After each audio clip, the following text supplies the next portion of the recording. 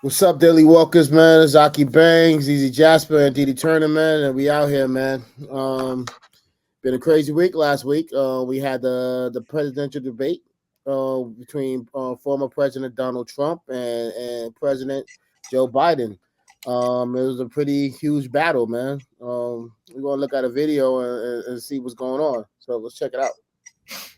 Atlanta, two presidents met on the debate stage at a moment of crossroads for our country. Both former President Trump and President Joe Biden presenting two very different visions for the future of our country. Let's get right to the biggest moments tonight. And we've got to start right here. Some voters have expressed concern about President Biden's age and his ability to keep focus. Tonight, at times, the president seemed to lose his train of thought, including in his answer early in the debate to a question about the economy.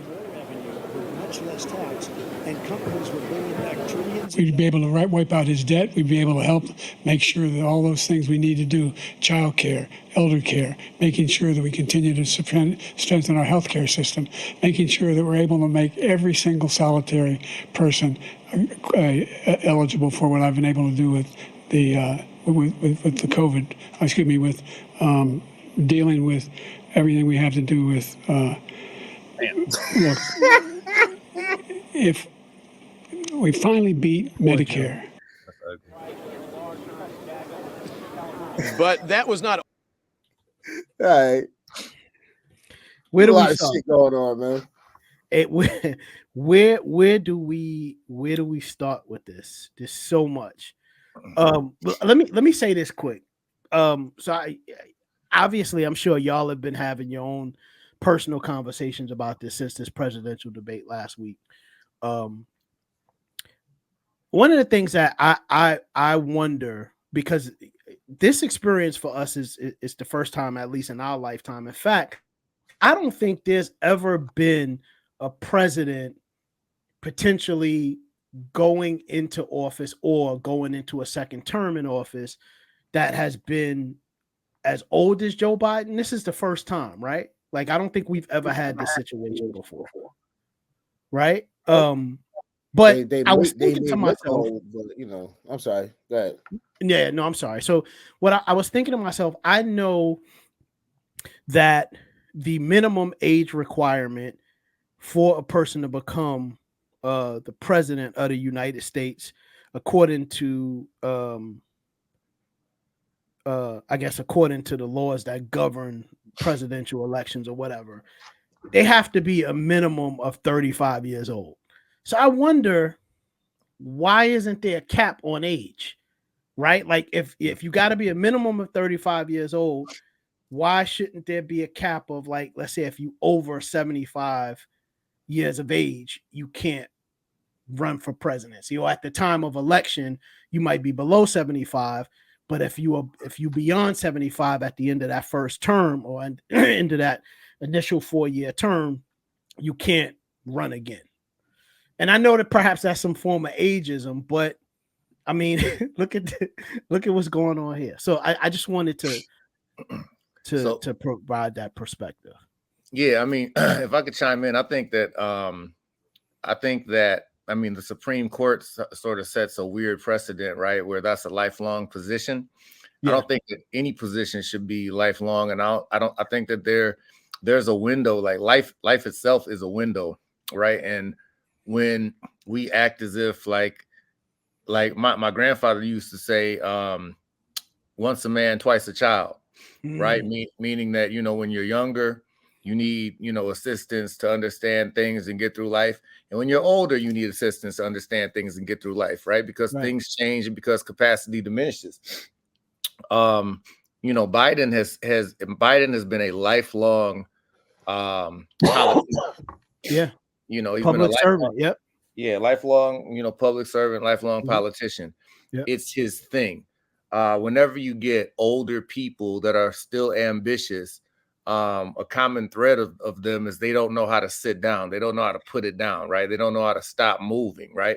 And Biden is no different. This is what he always did. Yeah. Once he stops doing this, he will die. You know what I'm saying? More than likely, because this has been his entire purpose for his entire life. Purpose. That's right. He reminds me of he reminds me of a fighter, right, at the end of their career that keeps taking one more fight. You know what I mean? And unless you have people around you that have your best interest at heart, that can say, nah, granddad, it's time to sit down. Let's go fishing. Let's go. You got all the money in the world. Let's travel the world, granddad. Yeah. Somebody just needs to say, like, yo, you know what I mean? Because I don't want him operating the damn forklift, let alone running the country. Like, are you kidding me? You know what I'm saying? That was wild, man. That was hard. That was hard to watch, man. That was very hard to watch. It reminded me of the Bad Boys 4 press tour, looking at Martin and shit. You know what I'm saying? Like, yo, you just wanted to. Like, Martin has some moments. Yeah, like, yo, bro, just sit down. It's okay, man. You've done enough. Your contribution is enough. You know what I'm saying? You've done it. Like, let somebody else do the thing at this point, man. So you think they're gonna switch it up? Pause. I think I predicted this of happening, that Joe about to do audible. You know what I'm saying? I'm not saying it's gonna be I kind of predicted this, because that was very hard to watch, man. I thought he was about to have a stroke. I was like, yo, he about to go. Like, you know what I'm saying? Sleepy Joe about to go, man. And I don't know who's about to step in. You know what I'm saying? I low key see, because they really are looking really bad. I low key see Michelle Obama coming in the mix. Yeah. My sister-in-law had an interesting premonition. Shout out to my sister-in-law Linda. But she said something that I thought was really, really interesting when we all got together as a family for Father's Day.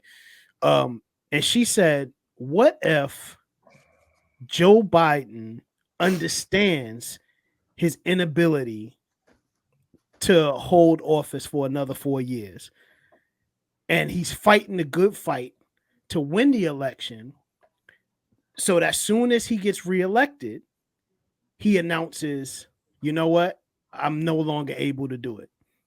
And then at that point, by default, the presidency goes to Kamala Harris, and then the vice presidency perhaps goes to Hakeem Jeffries. I don't even know who's Hakeem Jeffries. My bad. Put me on to that. Go ahead. Hakeem Jeffries is the leader of the House, the Democratic Party, right? He's out of Jersey, I believe, right? I'm not sure. No, I think he's a New York guy. Let me see. Is he? Okay. I know he's East Coast. I'm pretty sure he's East Coast. Yeah. I'm less familiar with him than a lot. I think that obviously Michelle Obama would be a phenomenal candidate, and would be a trump card, no pun intended, that the Democrats could definitely use. I also think Gretchen Whitmer, you know what I'm saying, the big Gretch, the governor of Michigan, man. I think that she's a formidable candidate that's likable, that people in the party could get behind. The Democrats have not, since President Obama, the Democrats have not been able to get out of their own way.